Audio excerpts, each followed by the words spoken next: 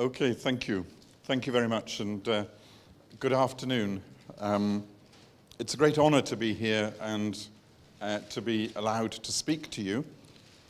You've all made us very welcome here, and I hope that you've enjoyed the fair this afternoon and that perhaps you've learned something about education in the United Kingdom. Now, I'm Neil Ravenscroft. I'm from the University of Brighton. I'm one of the directors of our doctoral college, so I have a particular remit to look after postgraduate research. My area at the university is science, although in fact I'm an economist, so I have a broad background. What I want to do this afternoon is really just to talk about postgraduate research, postgraduate study, just to kind of give you some insights into the range of opportunities and options that face you, because I think not all of them are obvious, and some of them may seem very sensible and straightforward from one perspective, but perhaps there are other opportunities that emerge. So it will be a fairly brief run through the possibilities. I will be available afterwards for questions should you wish. So, I also know, I should say, that a lot of you already have a great deal of knowledge about the UK education system, so my apologies there if there are things I'm telling you that you already know, but hopefully somewhere along the line I shall manage to tell you something that you don't know. But there we are. So, UK higher education. I'm talking about largely about our 100 universities. I mean, we have something like 230 to 250 institutions that teach degrees, but 100 or so of those are universities. The majority of them are public. So we have very few private universities. Most of our private providers are very small scale and very specialist. But most of the universities, and certainly all of those that are here today, are publicly funded public universities. And those universities have about 2.3 million students between them.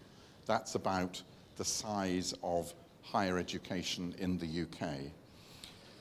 Courses you'll be familiar with, first, second and third cycle. I want to look a little bit at the second cycle, postgraduate taught, and to concentrate more on postgraduate research. Okay, some of these sorts of things you'll be quite well, you will understand quite well. One of the things to know about UK universities is that we are very highly audited and centrally audited. We have quality assurance and ratings and all sorts coming out of our ears. We do assessment of ourselves very, very well and very, very fully. What it means for you is that there is an awful lot of information available about every university in the UK in terms of its teaching performance and quality, in terms of student perceptions, and in terms of its research outputs. So you can look on publicly available websites, or you can ask any university about how good is its the perception of its student satisfaction at undergraduate and at postgraduate. You can ask about how well it's done in the recent Research Excellence Framework. You can ask about its scores from teaching quality from those assessments. So there is a lot of information available about every university. And if we look at postgraduate, then there is a postgraduate research student survey. The one I've put on here, the Research Excellence Framework, has dominated our thoughts for the past couple of years. We've all recently been graded. The two things you really need to look at are outputs and impacts. So outputs, what have we achieved? And impacts, how has it made a difference? And generally, universities are ranked, those that are ranked very highly on outputs, they've produced lots of top quality papers, may not be so highly ranked in terms of impact, in terms of the application of that work, the impact that that work has had on society, on government, on sort of global issues. So very important, I think, particularly if you're thinking about postgraduate research, that you ask questions about the profile, about how good that university is in that area. And every university and research assessment is graded in every area. If someone doesn't have a grade, it means they didn't do enough research to be graded in that area. And if you look on our websites, you'll find that our marketing departments have been very creative in the way that we report all these figures and all sorts. So my own university concentrates on impact. We're very much a university that deals with applied research, and that's what comes across there. So those just a little bit of background. Do your homework on those things, because in some senses all universities are the same, but in other ways, in your particular subjects, there will be a ranking, and you can look at it and you can know where your chosen school, your department is in those rankings, and you can decide how much that matters to you. And certainly if you're thinking about postgraduate research careers, it should matter a lot, because that's where the professors who are leading the field will be in the upper ranked universities. Okay, masters. I mean, I'm sure you all know what taught masters are. I just want to talk about masters because some of you, I think, are experiencing some issues or know that issues are experienced, because most of our master's degree, Master of Science, Master of Arts, are one-year programs. Many of them are not assessed with a dissertation or a viva voce examination. And for many of you, that may cause you problems when you want to come back to Brazil and say that you have a master's degree in a country that expects you to have done 2 years and to have been examined by viva voce. So again, look at the programs, because many of them are 1 year, but some of them will be 2 years, and some of them will meet your requirements, but some won't. If you're in doubt, ask. But be very careful, because masters is one area where there is actually quite a lot of difference between universities and between countries. So that's one that I just would want to talk out. I mean, masters can be a step towards PhD in certain areas. In other areas, it is not necessary for you to go from undergraduate, from bachelor's to master's to PhD. You can go straight there. So again, make sure if you're looking at master's courses that you know that it's something that you want to do, that the qualification will be useful for you, and that it will be recognized at home. Okay, so I shan't stay on that one. Postgraduate research. Okay, postgraduate research, we tend to think of doctorate. But in the UK, postgraduate research happens at master's and PhD levels.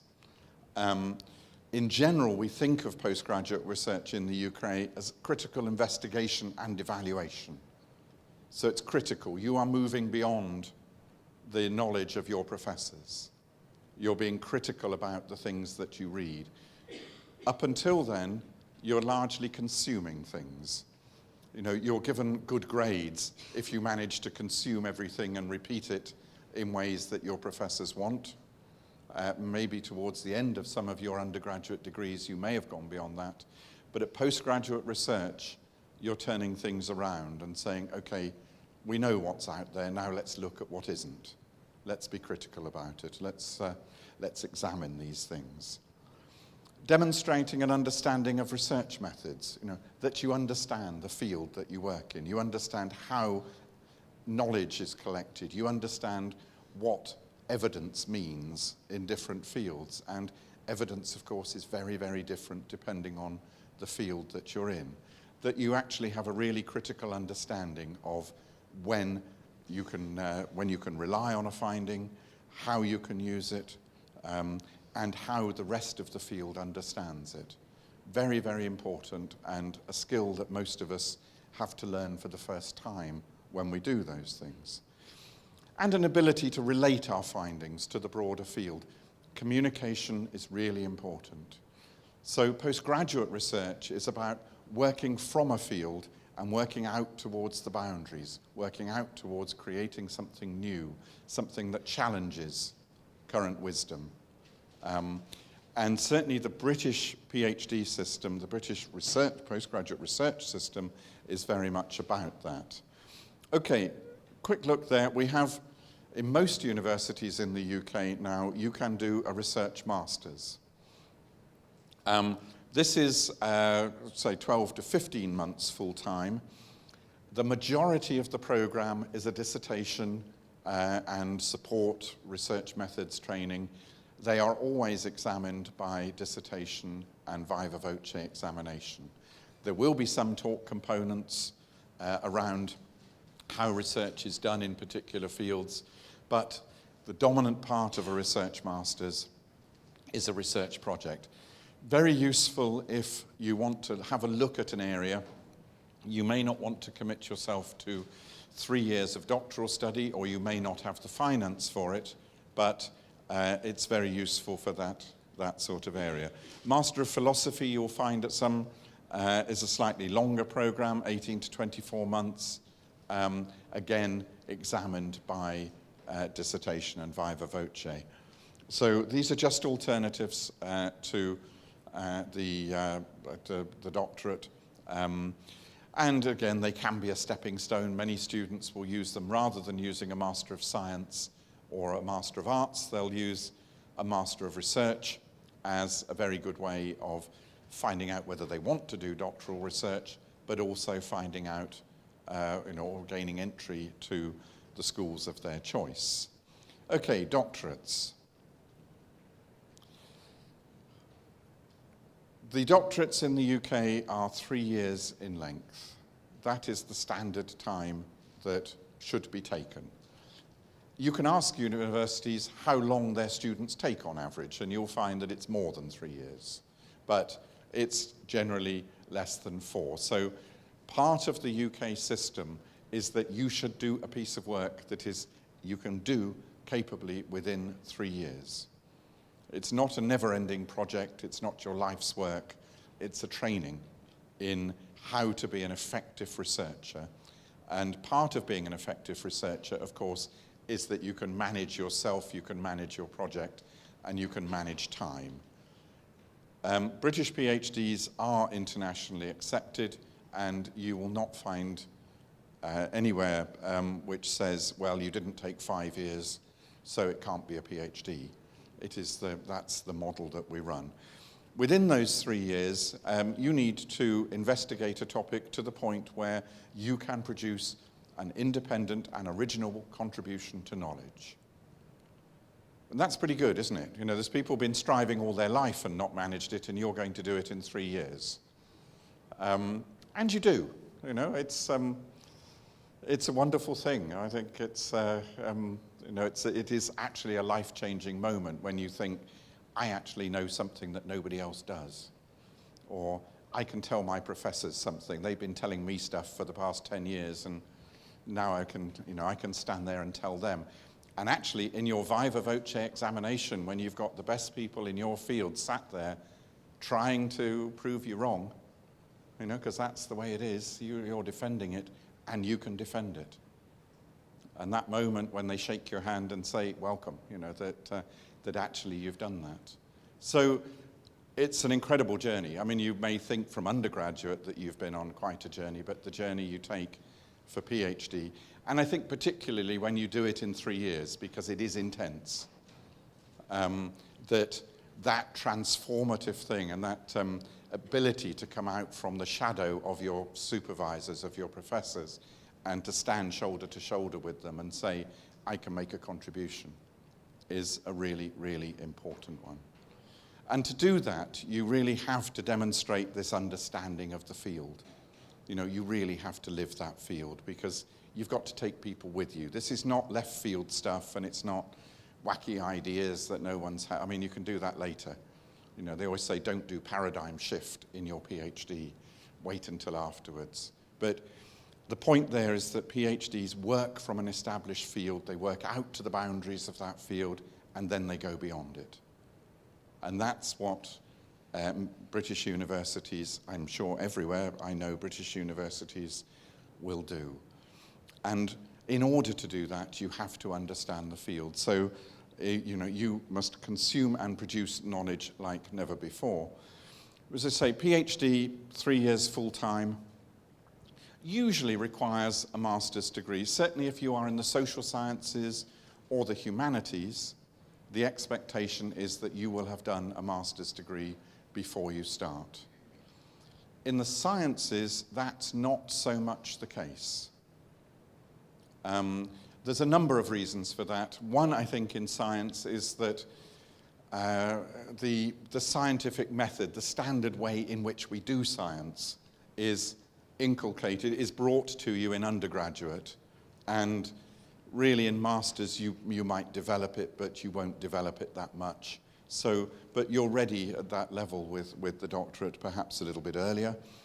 And I think in many times research scientists prefer to have you before other people have sort of polluted your mind too much, and to bring you into their way of thinking. So again, certainly in the UK, if you are a scientist and you have a very good first degree, a bachelor's degree, and you've got a very good proposal, and you may have had a little bit of experience, internships or things like that, it is worth asking universities about direct entry from undergraduate to PhD.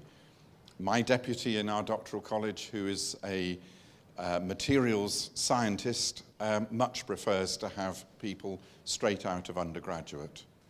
And she feels that she'll teach them the entire content of a master's course in about the first 6 weeks, and that will be enough for them, and they can then go on from there. So ask in your field. Mathematics would be another one where I think many mathematicians would prefer to see students out of undergraduate and straight into PhD. So do ask, and you can put an application in.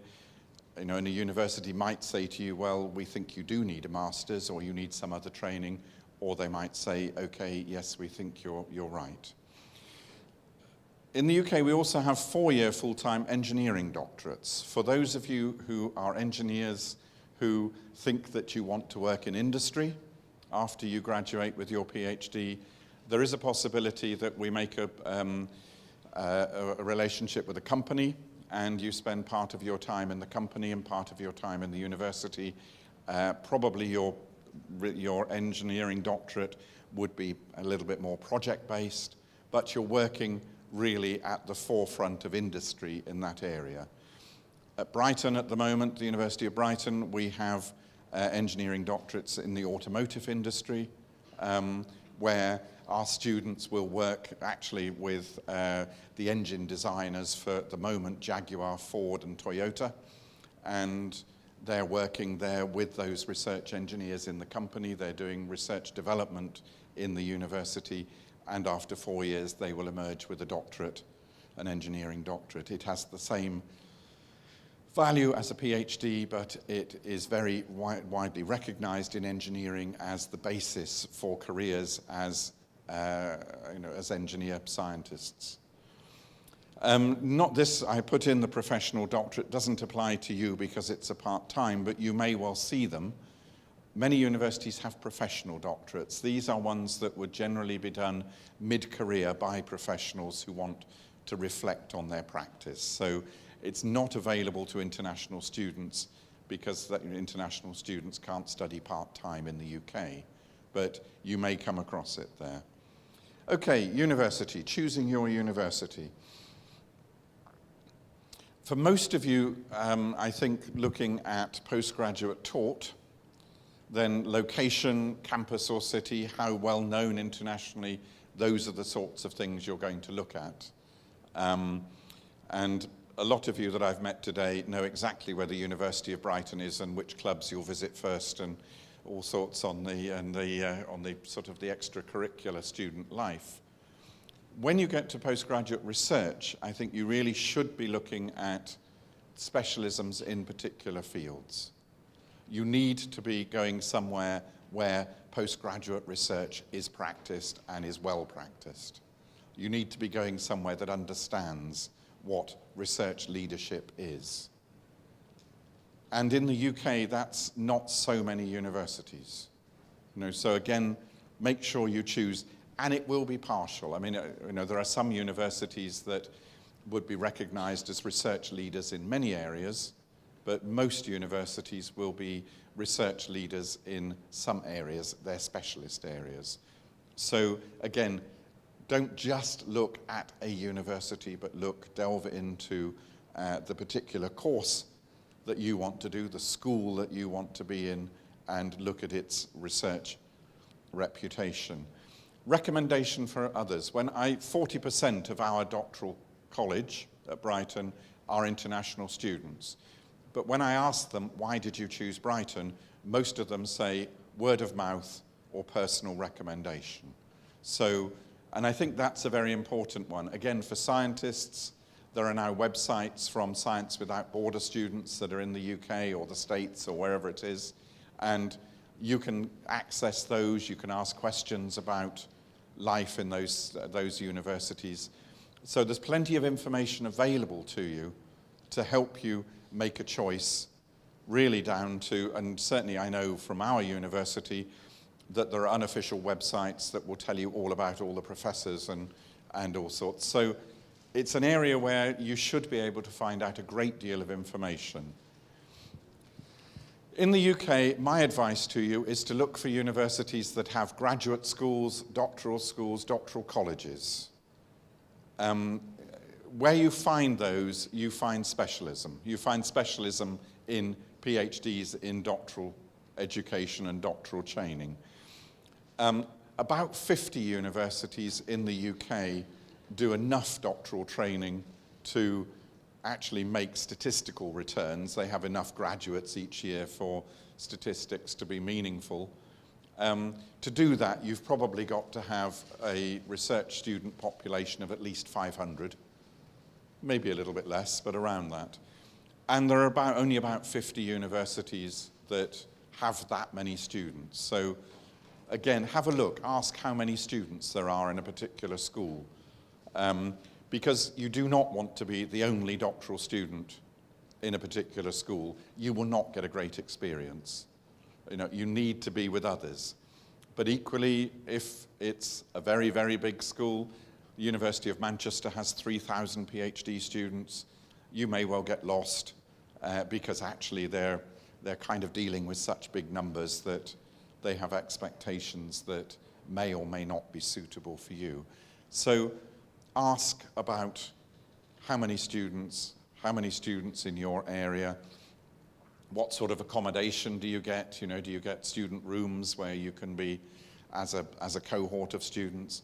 Is there researcher development training? Again, as an example, our doctoral college runs a very comprehensive training in research methods, philosophy of research, communicating research, learning to write for publication, learning to have your papers accepted at conference, attending conference, those sorts of things. So, and that would be very typical of most doctoral schools or doctoral colleges, but make sure that it's there and make sure that it is accessible to you. Again, Manchester has about 12 different doctoral colleges depending on its area. At Brighton, we have about 500 students. We run one college with provision for everybody. Okay, so I've just given you an example here. I mean, most of this would apply to any one of the 50 universities that do a lot of doctoral training. So I put Brighton here because I happen to know it, but you can substitute most of the universities that are here today. Okay, we are very much into applied research. Specialisms there around business and arts and sport and computing and biosciences and other subjects. We're organised, and again, it's very common, around 3 colleges: science, arts, social science. A lot of global partnerships. At the moment, we tend to be quite European in our focus, but also in the Far East, and a lot of Science Without Borders students. Making an application. Masters, you know, you'll have spoken with people. Most of it is online. Doctorates, again, it's an individual. You know, I think that there's sometimes a tendency to talk about doctoral programs. Do we have a doctoral program in X? The answer is, at the end of it, certainly in the UK, the doctorate is you and a couple of supervisors and a research environment, rather than there being a program. So you don't, in most cases, apply to a program. You apply for entry to a doctorate. And to do that, you need to find professors. You need to find supervisors. You can do that through web profiles. You'll find in some universities, professors will list the areas where they want to take on PhD students. In others, you'll find that things are organized around research groups, and the research groups will tell you what sort of areas they're interested in. A number of us go perhaps a slightly different way and say, we'll do a lot of that for you. Students tell us this is very confusing. It's very hard to tell, really, whether somewhere is going to be suitable for them, and they can spend a long time getting quite lost in websites. And even if they find the right person, they email them and the person doesn't respond, and then where are they?